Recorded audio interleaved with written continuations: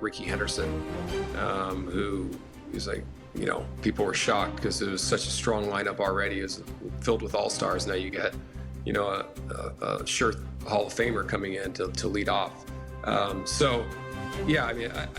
think when you have a team, I don't know, every team that I've been on, and I haven't, I lost Game 7 with the Mets to get to the World Series. So I've never played in the World Series.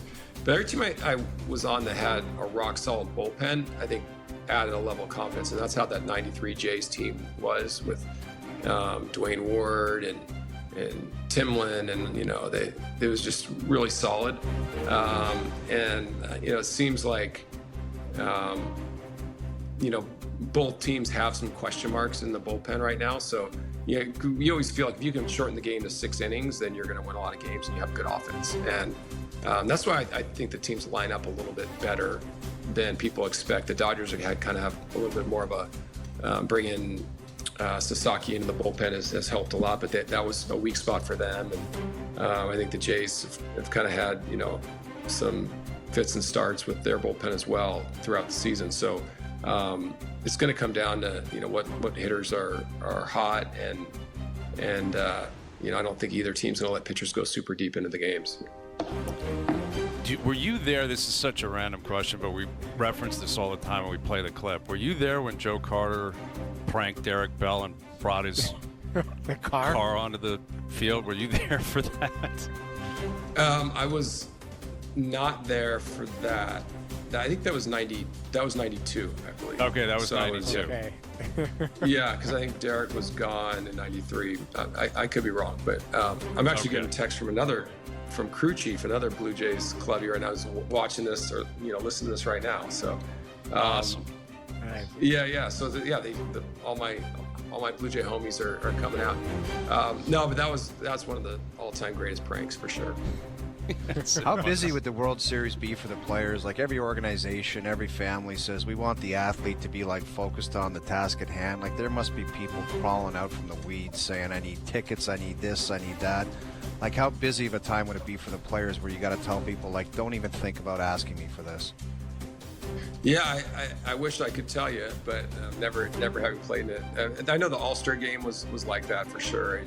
The playoffs are pretty tough. I think that's one of the areas where having the experience and the amount of postseason play that the Dodgers have had plays to their advantage, because they know how to set those boundaries. They know how to compartmentalize the chaos that comes with all this, with actually playing the games. And it sounds trivial, but it's actually a pretty big thing. It's all the other, even like opening day for me. I always hated opening day because you have skydivers, you have jets flying over. There's like all the times are changed when you have batting practice. So all those things throw you off your rhythm a little bit. And the World Series, I'm sure, is that times 20. So I'm sure the Jays are trying to make sure the players are prepared and can handle and support the guys so they could avoid that as much as possible. But I'm sure that's a challenge for them.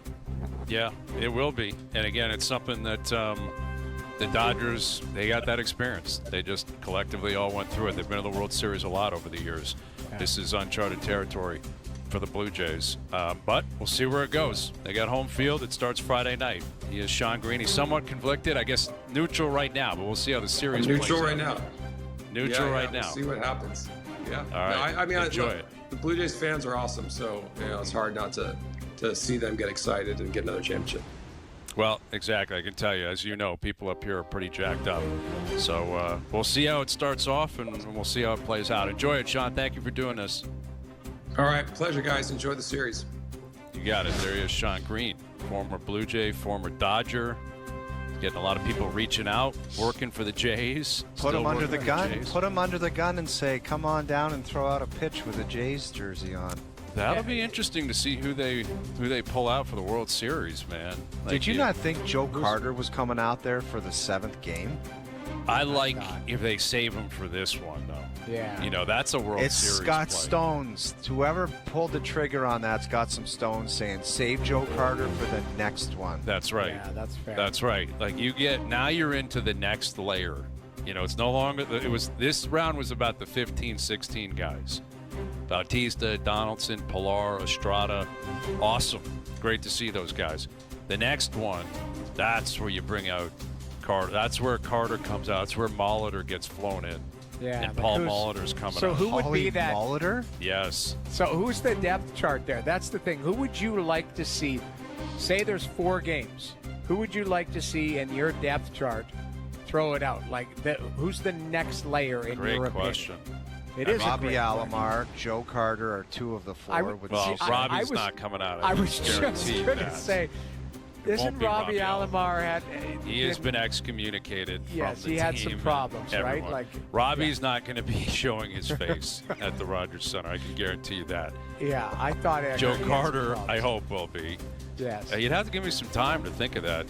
That's a good question. Because there is a Mount Rushmore for that next level, Yes, right? So yes, who would for it sure. be? Like, that's the, Man, it's been so long. and I didn't Noodles, want to too. bring his name up, but Alomar was like, Well, you said it. I was Alomar, like, there's no way obviously- that Alomar's coming out there. Yeah, right? you can't change history like that. Robbie Alomar is still the greatest Blue Jay of all time in terms of playing, Yeah. you know, and all that. But he obviously, you know, is off the field. The rest, Yes. like the rest of his career, It's well documented. It's, He had yeah, some it's well issues. documented what he's done and what's gone on, and the team has just said you're out.